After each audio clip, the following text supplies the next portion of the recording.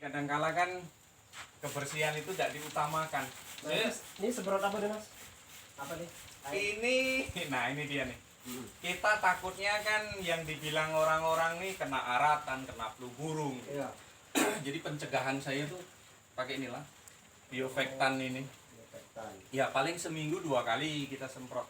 Tapi kena puyuhnya langsung atau kena makanan nggak masalah? Ya kena makanan, kena minuman nggak masalah. Iya nggak apa-apa.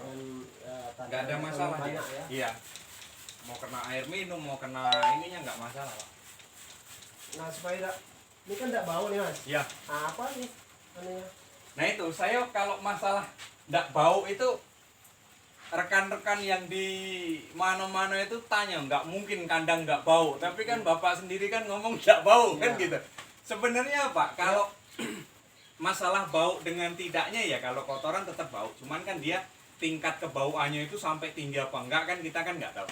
Cuman kalau di kandang saya memang banyak orang tuh kalau mau belajar ke sini memang ngomong kan nggak bau, kok kata orang kandang itu kok bau gini kan gitu.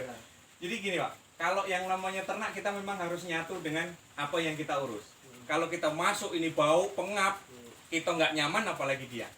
Kalau yang namanya ngindari supaya nggak bau ya ini ventilasi kita.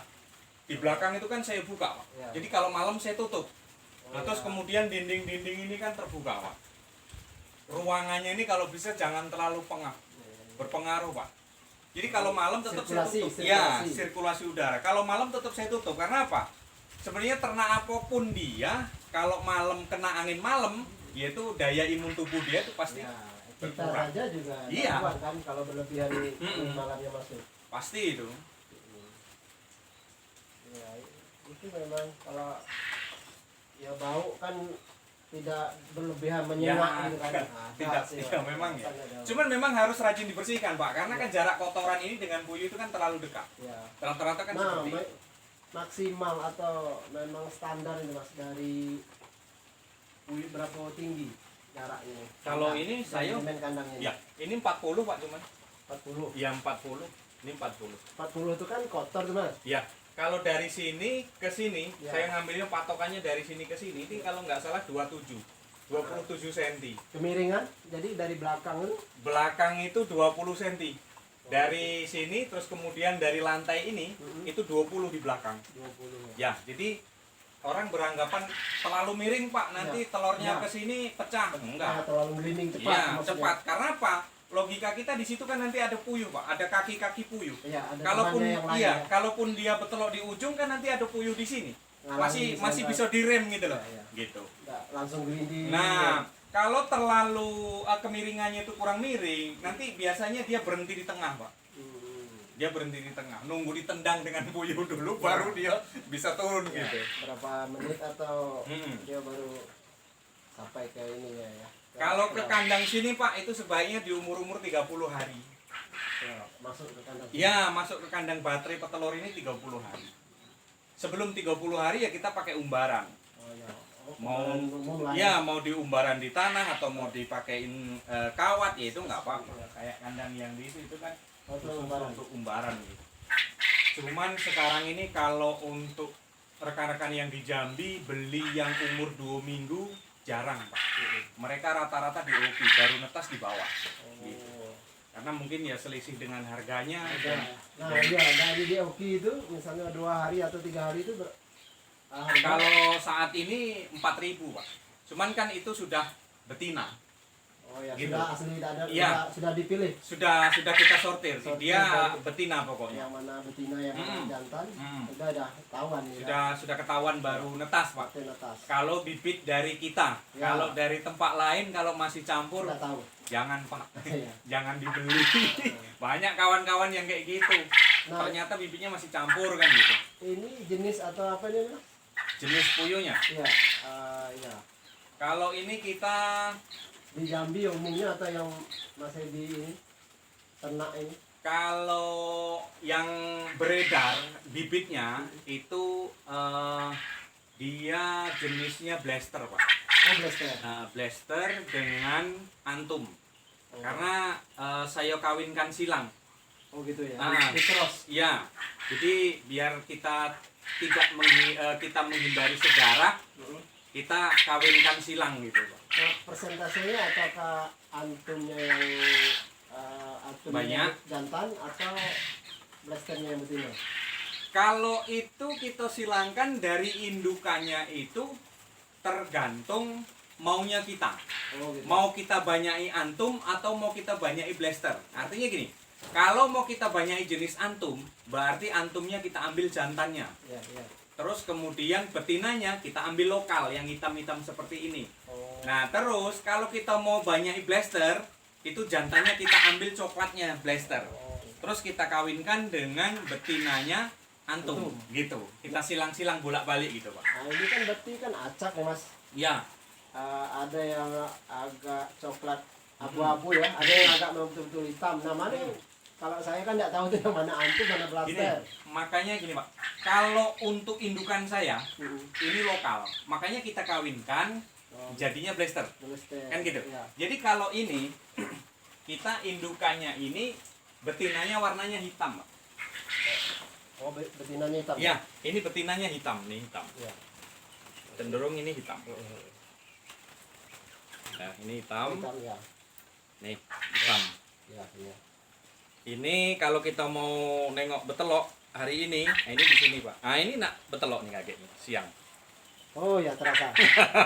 Ada Nah, ini masih apa? Iya, ini siang Ganjal, nanti. ada ganjal. Iya, siang nanti keluar ini gitu. Berarti Jadi tadi belum betelok dia.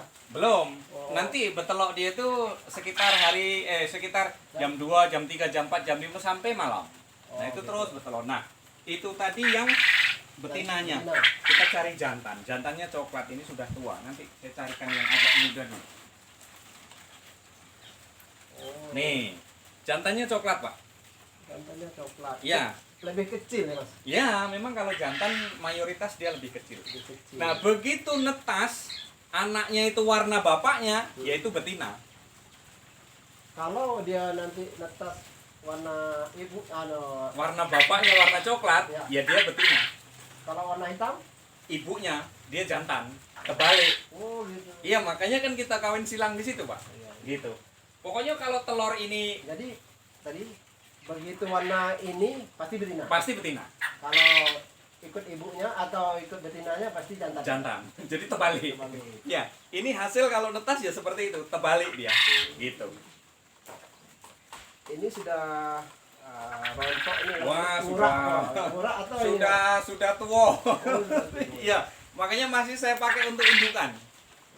Kalau indukan makin tua kan makin bagus Iya, kan makin gitu. bagusan ya. Heeh. Lain dengan orang ya. Lain. Makin tua makin Nggak tidak bisa terpakai. lagi. Nggak bisa lagi Ya, memproduksi. kalau dia jantan di belakangnya ini Pak ada benjolan ini. Oh ini. Nah iya ini. Ini kalau dipencet dia keluar sperma. Iya ya. Nah Oh. itu. Oh, itu sperma ya? Iya. Itu dia kawinnya dari situ Pak. Kayak busa dia. Bisa. Itu kalau Inilah spermanya. Iya. Apa burungnya? makanya kalau kawan-kawan itu mau beli bibit, belilah yang sudah final stok gitu. Iya. Jangan yang masih standar. Kalau masih standar kita belum tahu jantan betinanya Pak. Iya. Nanti kita rugi di jantannya. Jantan. Nah, jantan ini kita ngasih makan banyak nih gitu lah. Ya, tapi tidak memproduksi. Tidak produksi, Nggak memang produksi. itu kelemahannya kan di situ. Kalau DOK-nya di sini. Tapi ini yang masih campur Pak. Ini sengaja memang kita mencari jejaknya hitam karena saya mau menambah indukan. Jadi ini kalau ini sudah Ini umur? dipastikan ini umurnya kemarin tanggal nepasnya ada di sini. Tanggal 31. 31 1 2 3. Baru 3 hari. 3 hari. Iya, ini. Ini Nah, baru ini 3 hari. betina ini. Itu kalau itu FS itu betina, Pak. Gitu. Nah, itu setengah sekarat.